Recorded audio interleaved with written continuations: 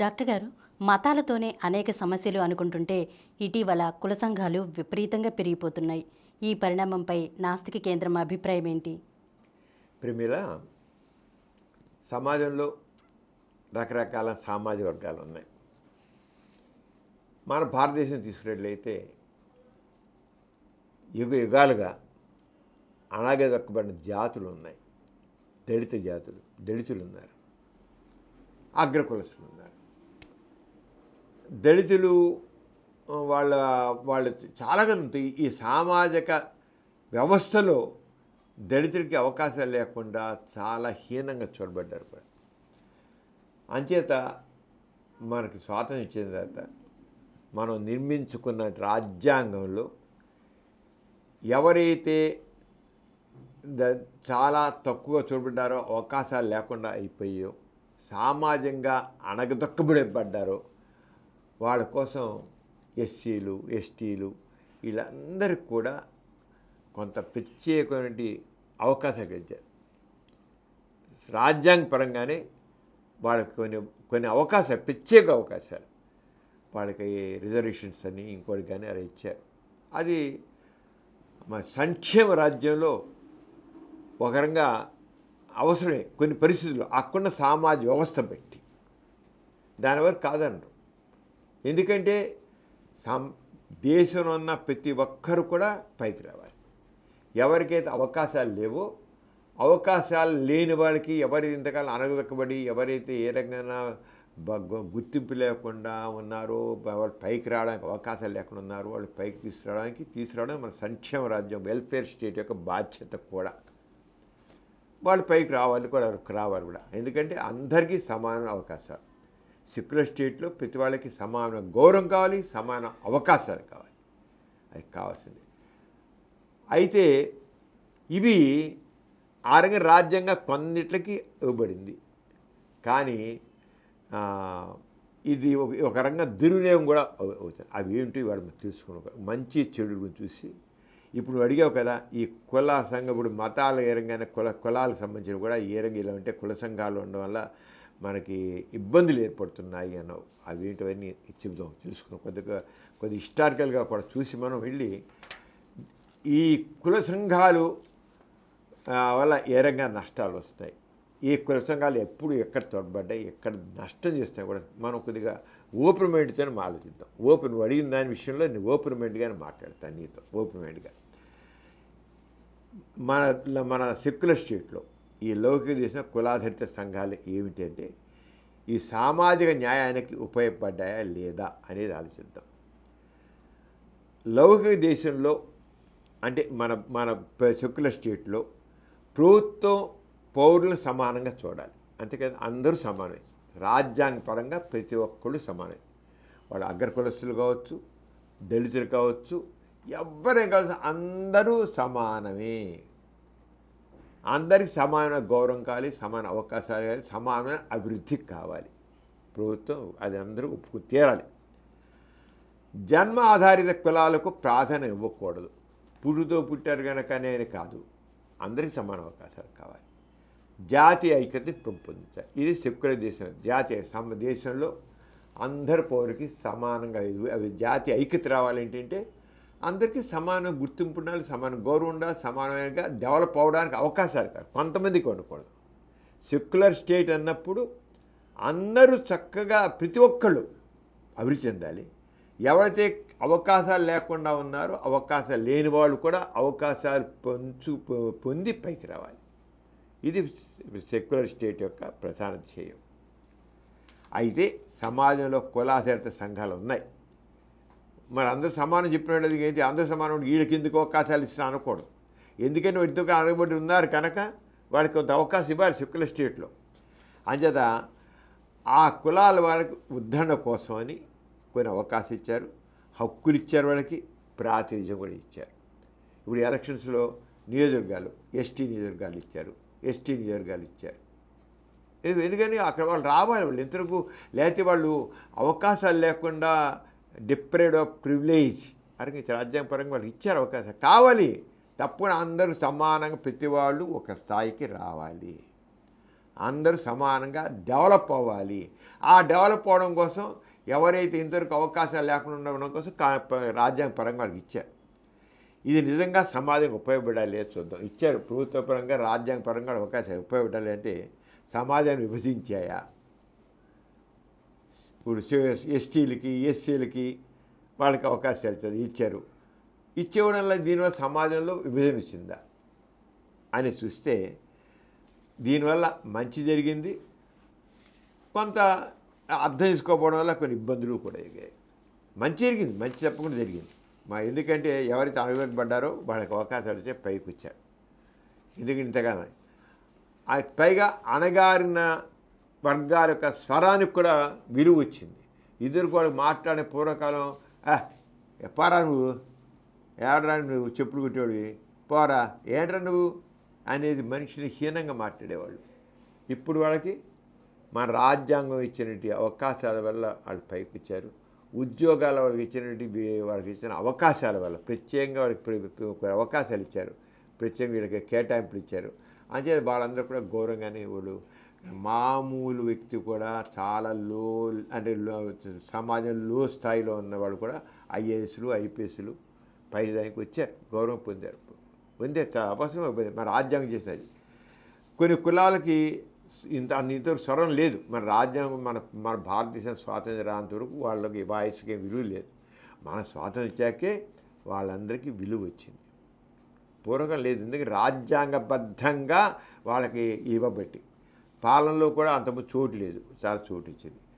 అనగానే కుల సంఘాలు ఏం చేశారంటే వాళ్ళు ఏం చేశారు, వాళ్ళు ఇంకా ప్రభుత్వం దృష్టి తీసుకురావడం కోసమని వాళ్ళందరూ సంఘటితీకృతం అయ్యి కుల సంఘాలు ఏర్పడి, అంటే ఎస్సీలు, ఎస్టీలు అందరూ కూడా కుల సంఘాలు ఏర్పడి మా బాధలు మాకు ఈ రకమైన అవకాశాలు కావాలి అని ప్రభుత్వం దృష్టి తీసుకెళ్ళారు. ఆడే కుల సంఘాలు కొంతవరకు ఈ కుల సంఘాలు ఉపయోగపడ్డాయి. ఏ రకంగా హ్యూమన్ డిగ్నిటీ కోసం, వాళ్ళ డిగ్నిటీ కోసం, వాళ్ళ అవకాశాల కోసం కుల సంఘాలు వాళ్ళకి సమూహ స్పర అందరికి సంఘటితీకృతం అయ్యి వాళ్ళ అంతా సాలిడ్గా వాళ్ళ వాయిస్ ఇచ్చాయి, అన్యాయాలను బయట పెట్టేవాడు, అన్యాయాన్ని ప్రభుత్వమై ఒత్తిడి తెచ్చాయి కూడా. ఇవి లేకపోతే వాళ్ళు అలాగే ఇంకా డెవలప్మెంట్ లేకుండా ఉండేవాడు. కానీ వాళ్ళ వాయిస్ చూపించారు, వాళ్ళ వాయిస్ ఇచ్చాక ఆ కుల సంఘాలు ఉపయోగపడ్డాయి. కొంతవరకు ప్రభుత్వం ఇచ్చిన దీనివల్ల అవుతాయి. పైగా వాళ్ళకి ఆత్మగౌరవం వచ్చి ఇంతవరకు ఏరా ఒరే అని ఉండేది వాళ్ళకు కూడా కొద్ది గౌరవం వచ్చింది సమాజంలో. మన రాజ్యాంగబద్ధంగా ఇచ్చేందుకు వచ్చే ఈ కుల సంఘాలు కూడా ఆ రంగా సమూహంగా అందరికీ అంటే సంఘటీకృతమైనటువంటి ఒక వాయిస్ని ఇవ్వగలిగాయి అన్నమాట. ఆ రంగా తగ్గించాయి. ఈ సంఘాలు స్వీయ గౌరవాన్ని పెంచాయి, అవమానాలకు వ్యతిరేకంగా నిలిచాయి, గుర్తింపు ఇచ్చాయి. ఏ కుల సంఘాలు మనకు ఉపయోగపడ్డాయి మనకి ఇవి? ఎవరైతే ఇంతవరకు అణగదొక్కబడి ఉన్నారో, సమాజం వీలు లేకుండా ఉన్నారో ఆ వ్యక్తుల యొక్క గౌరవం కోసం ఆ కుల సంఘాలు చేసినవి వాళ్ళకి స్వీయ గౌరవాన్ని పెంచాయి, అవమానాలకు వ్యతిరేకంగా నిలిచాయి, గుర్తింపుని ఇచ్చాయి. ఆ కుల సంఘాలు ఉపయోగపడ్డాయి, దానికి మనం ఏం కాదనలేం. ప్రభుత్వ పథకాలు కూడా చేరువ చేసాయి. మీకు ఈ పథకాలు ఉన్నాయి, మీకు అవకాశాలు ఉన్నాయి, మీకు ప్రివిలేజెస్ ఉన్నాయని చెప్పేసి చేసాయి. తమ హక్కులపై అవగాహన లేని వారికి అవగాహన కలిగించాయి.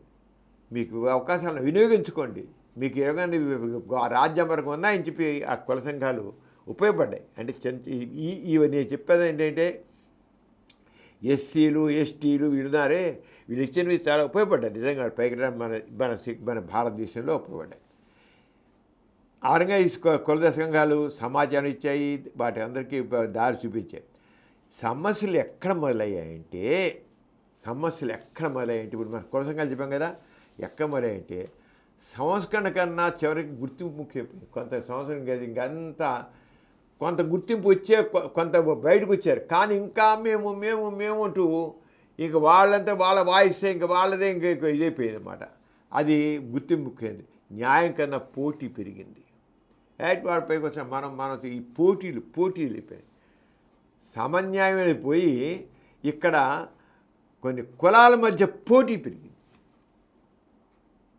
అరే వాడు ఎంతకాలం ఎరగబడి ఉన్నారు, వాడు వస్తున్నారు చెప్పు. కానీ ఎప్పుడైతే వీళ్ళు కూడా అవసరం కంటే ఎక్కువ వాయిస్ రేజ్ చేసేసి ఎక్స్ట్రా ఎప్పుడైతే వాళ్ళు చేయడం మొదలెట్టారో దాంతో ఏంటి అయిపోయింది, న్యాయం కన్నా పోటీ పెరిగింది.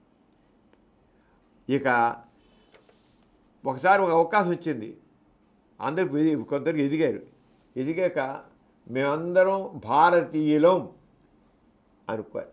అంతేగాని పలానా కులం వాడిని, నేను పలానా కులం వాడిని, ప్రతివాడు కులాలు, ప్రతివాడు నా కులం, మేము తక్కువే మాకెందుకోరు, మేము తక్కువే మాకెందుకోరు. ఆ మధ్య ఒక అగ్ర కులస్తుల అమ్మాయి మాట్లాడుతూ, అసలు మాకు ఏ అవకాశం లేని మాకు ఏ రకమైన ఆధారం లేదు, మేము ఏదో ఆ వేదం చదువుకుంటే ఏదో నా డబ్బులు వస్తే అక్కడ అదే పౌరత్వం చేస్తేనే డబ్బులు రావడం అంతే, ఎవరికో కొద్ది మందికి అవకాశాలు, మాకు ఏమీ లేవు, మా కులం పెద్ద కులం అని చెప్పి మాకెవ్వరు ఏ రకమైన అవకాశం ఇవ్వట్లేదు అని చాలా బాగా పోయింది ఒక ఆవిడ, అగ్ర కులస్తుల అమ్మాయి సోషల్ మీడియాలో పెట్టింది. అసలు చక్కగా మామూలు కింద కులాల వాళ్ళు అంటారు, వాళ్ళు మా అందరికంటే సార్ బాగున్నారు, వాళ్ళ అవకాశాలు ఉన్నాయి, మాకే లేకుండా పోయాయని ఈ కులం గురించి కులం పేరెత్తి మాకు అవకాశాలు కావాలని. అంటే ఇక కులాల మధ్య కుమ్ములాటలు, ఈ కులం ఆ కులం ఈ కులం ఉన్న సమాజంలో అసలు మనం కులరహిత మతరహిత సమాజం కోరుకుంటున్నాం. ఇక్కడ కులాల కుమ్ములాట మొదలైపోయిందమ్మా.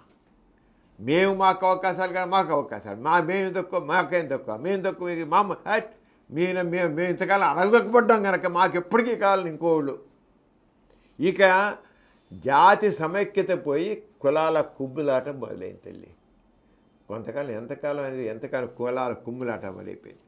ఇక ముందు కులం గురించి ఆరాటం, తర్వాత దేశం గురించి ఆలోచన ఉనికిలబడి, దేశం గురించి ఆలోచన నరబడింది.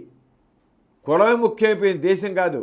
మనందరం భారతీయులు, మన దేశాన్ని ముందు అభివృద్ధి తీసుకెళ్ళాలని పోయి నా కులాన్ని పెంచుకోవాలి, నా కులాన్ని నా కులం వాళ్ళందరూ పైకి తీసుకెళ్ళాలి, నా కులం వాళ్ళందరూ గొప్పగా ఉండాలి, నా కులం వాళ్ళు చేయాలనేది ఇది జాతీయ ఐక్యతని అడిగే చూసావా, జాతీయ ఐక్యతని బలహీనపరుస్తుంది.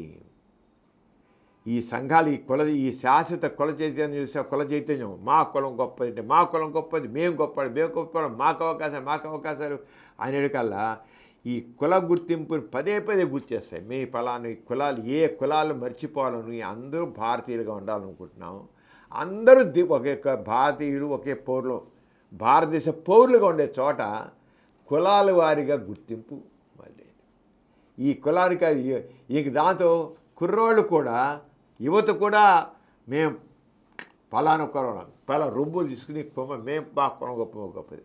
దీనికి ఇటీవల కాలంలో ఓ చిన్న విషయాన్ని నేను తీసుకొస్తాను. అంటే నీకు నిన్న మొన్నటిదాకా నీకు ఆ ఎస్సీలు ఎస్టీలు వాళ్ళకి అవకాశాలు లేవు కనుక, రాజ్యాంగపరంగా ఇచ్చారు కనుక ఉపయోగించుకోవాలని చెప్పి వాళ్ళ చైతన్యం తీసుకొచ్చి మీకు అవకాశాలు ఉన్నాయని చెప్పి చేయడం అయిపోయింది. ఇప్పుడు అవన్నీ పోయి వాళ్ళే కాకుండా తక్కిన కులాలు కూడా వాళ్ళందరూ వాళ్ళ కులాల గురించి కుల సంఘాలు పెట్టుకుని వాళ్ళు పెద్ద ఐక్యం అవుతుంటే మేనా తక్కువ. ఇక జాతి సమైక్యత గురించి ఇక్కడ కూడా ప్రతివాడు చివరికి మన ప్రభుత్వం కూడా అన్ని కుల సంఘాలకి ఒక్కొక్క కార్పొరేషన్, ఈ కులం కార్పొరేషన్, ఆ కులం కార్పొరేషన్, మొత్తం ఎన్ని రకాల కులాలు sub caste and sub caste ఉన్న అన్నిటికీ కార్పొరేషన్లు ఇచ్చి వాళ్ళకి హెడ్స్ చైర్మన్లు. అంటే అందరూ సమైక్యంగా అందరూ భారతీయులుగా అనుకోవాల్సింది పోయి నేను ఫలానా కొలుస్తుంది అనేది. దీనికి ఇటీవల ఒక పేపర్లో ఒక ప్రకటన వచ్చింది చూడు. అంటే ఈ కుల చైతన్యం జాతి సమైక్యతని ఎలా దెబ్బకూడదు. నువ్వు అన్నావు కదా కులాల వైపు వచ్చే చైతన్యం, దానికి ఒక పేపర్లో ఒక కుల సంఘం వాళ్ళది, ఆ పేరు చెప్పను నేను, అవసరం లేదు, మన కులాల గురించి ఆయన పేరు. ఒక కుల సంఘం పత్రికా ప్రకటన ఈ విధంగా ఇచ్చింది. ఏంటంటే రండి ఏకమవుదాం, మన సత్తా చాటుదాం. వీడు మామూలు వాళ్ళు కాదు, కొద్దిగా అగ్రకులకు సంబంధించినవి. అది ఎక్స్ కులం మహానాడుది. వాడు రండి ఏంటి అన్నాడు, వాడు ఇచ్చిన ప్రకటన పేపర్లో అన్నీ పెద్ద రండి ఏకమవుదాం, మన సత్తా చాడదాం, మన సత్తా కూడా చాడదాం. ఎక్స్ కులం మహానాడు, కులం పేరు చెప్పట్లేదు నేను, ఎక్స్ కులం మహానాడు, XYZ అంటాం కదా, ఎక్స్ కులం మహానాడు. ఎక్స్ కులం గ్లోబల్ ఫెడరేషన్ ఆధ్వర్యంలో ఫలానా కులం గ్లోబల్ ఫెడరేషన్ అది, పైగా మామూలు కూడా కాదు. అంటే ఆ కులం వాళ్ళందరూ, ప్రపంచంలో వాళ్ళందరూ ఒక యూనిట్ అనమాట. ఎక్స్ కులం గ్లోబల్ ఫెడరేషన్ ఆధ్వర్యంలో లక్షలాది మందితో నిర్వహిస్తున్న చారిత్రాత్మక ఘట్టం ఇది. పేపర్ ప్రకటనమ్మా ఎలా ఉందండి. రండి ఒకటై గళమెత్తి జగమంతా ఎలుగెత్తి మన శక్తిని చాటుదాం, ఆ కులం శక్తిని చాటుదాం. రండి ఒకటై గళమెత్తి జగమంతా ఎలుగెత్తి మన శక్తిని చాటుదాం. మనమంతా ఏకమైతే, ఇక చూడు, మనమంతా ఏకమైతే, మన లక్ష్యం ఒక్కటైతే అవకాశం మనదే, అధికారం మనదే. సెక్యులర్ స్టేట్లో కులాల వారీగా అధికారమా? మన శక్తిని చాటుదాం, మనమంతా ఏకమైతే, మన లక్ష్యం ఒక్కటైతే, అంటే మనం అందరిది లక్ష్యం ఒకటైతే అధికారం మనదే, అధికారం మనదే, అవకాశం మనదే, అధికారం మనదే. 10 మందిని కదిలించండి, మన సత్తా చాటండి. ఇది ఎక్స్ కుల సంఘం యొక్క అడ్వర్టైజ్మెంట్.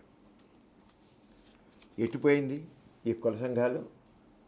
చివరికి అధికారం చేపట్టి చేయాలి. అంటే ఈ కుల సంఘానికి అధికారం వస్తే ఇంకో కుల సంఘం వాళ్ళు మాట్లాడతారు. ఎక్స్ అయితే బై ఈ కుల సంఘానికి ఒక రాజకీయ నాయకుడు వస్తాడు, ఆ కుల సంఘం బై ఈ కుల సంఘానికి ఇంకోటి వస్తాడు, జడ్డు కుల సంఘం మరో రాజకీయ నాయకుడు వస్తాడు. ఇదా దేశ సమైక్యత అంటే? ఇప్పటికే మతాల వారీగా కుమ్ములాట, ఇక రేపు కులాల వారీగా కుమ్ములాట. ఇది జాతి సమైక్యత. ఇందుకోసం మన స్వాతంత్ర్యం. అసలే పాలనలో మతం జోక్యం చేసుకుంటే దేశం దెబ్బతింటుంది అని మనం అనుకుంటే, మన ముందు అది స్పష్టంగా పాలనలో మతం జోక్యం చేసుకుంటే మన దేశంగా అభివృద్ధి దెబ్బతింటుకుంటే, మనలోని అంతర్గత కులాల వారీగా కుమ్ములాట మొదలైతే, మేము గొప్ప అంటే మేము గొప్ప, మేము ఎక్కువ మంది అంటే మేము ఎక్కువ మంది, మా సత్తా చూపిస్తామంటే మా సత్తా చూపిస్తామంటే ఏమైపోతుంది? దేశం ఏమైపోతుంది? సంఘం ఏమైపోతుంది? ఈ ప్రజలు ఏమైపోతారు? కులాల కుమ్ములాట, కులాల కుమ్ములాట. ఈ పొట్టేళ్ళు కుమ్ములాడుకుంటాయి, మధ్యలో చిన్న చచ్చి కూర్చుంటాయి. ఆరంగా ఈ పొట్టేళ్ళు కుమ్ములాటలు మొదలవుతాయి. ఇప్పుడు ఒక ఎక్స్ ప్యాక్టరీ చేశాడు, మరి వైద్య చేస్తాడు, రేపు జడ్డు చేస్తాడు.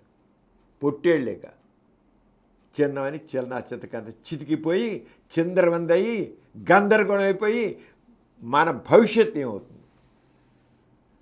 ఈ కుల సంఘాలన్నింటికీ అసలు యాక్చువల్గా ఈ కులాల వారీగా కార్పొరేషన్లు పెట్టి ప్రభుత్వపరంగా గుర్తింపు ఇవ్వడం తప్ప. అసలు ముందు మన ఆంధ్రప్రదేశ్లో కూడా కులాల వారీగా గుర్తింపిస్తూ కార్పొరేషన్లు పెట్టి వాడు చైర్మన్లు పెట్టి చేశారు. ఎంత కులాల కుమ్ములాటకి ఇది బాట. ఇది చాలా తప్పు. ప్రజాస్వామికంలో ప్రజలందరికీ సమానమైన గౌరవం ఉండాలి, సమానమైన అవకాశాలు ఉండాలి, అందరికీ ఇచ్చివ్వండి. ఆర్థికంగా వెనకబడ్డ వాళ్ళందరికీ పైకి తీసుకురండి, అవకాశాలు లేని వాళ్ళందరినీ పైకి తీసుకురండి. కులాల బట్టి కాదు, కులాల బట్టి కాదు, ఆర్థికంగా వెసులుబాటు ఉన్న వాళ్ళకి. అసలు మన రాజ్యాంగంలో మొట్టమొదటి తప్పు ఏంటంటే, ఎవరైతే ఆర్థికంగా వెనకబడి ఉన్నారో వాళ్ళని పైకి తీసుకురండి అని పెడితే, కులాలతో సంబంధం లేకుండా ఎస్సీ ఎస్టీ అనకుండా ఆర్థికంగా అవకాశాలు లేని వాళ్ళు, చదువు సంధ్య లేని వాళ్ళు, ఇల్లు వసతి లేని వాళ్ళు, వాళ్ళందరికీ సమన్యాయం చేయాలి, వాళ్ళందరూ పైకి చెప్పండి. అందరి అసలు గొడవలు మనం అందరం భారతీయులు అనేవాళ్ళం. మహాత్మా గాంధీ ఏం చేశాడు? భారతీయులంతా ఒకటే ఎప్పుడు అన్నాడు, భారతదేశంలో కులాల వారీగా మతాల వారీగా విభజన పనికి రాదు, అందరూ భారతీయులుగానే ఉండాలి, అంత ఐక్యత ఐక్యత ఐక్యత అని ఘోషించాడు మహాత్మా గాంధీ. బ్రిటిష్ పాలన విభజించి పాలించు, ఇక్కడున్న వాళ్ళకి ఈ మతాలకి వాళ్ళ మతాలకి మధ్య వాళ్ళ జుట్టు పిక్కుని ఈ జుట్టు పెట్టుకు చేస్తే నో, అందరం భారతీయులుగా ఉందాం, కులాలు మతాల పక్క విభజన వద్దు, మనకి అందరం ఒకటేలాగా ఉందాం అని చెప్పుకొచ్చారు. ఆయన స్వాతంత్ర్యం వచ్చిన తర్వాత కూడా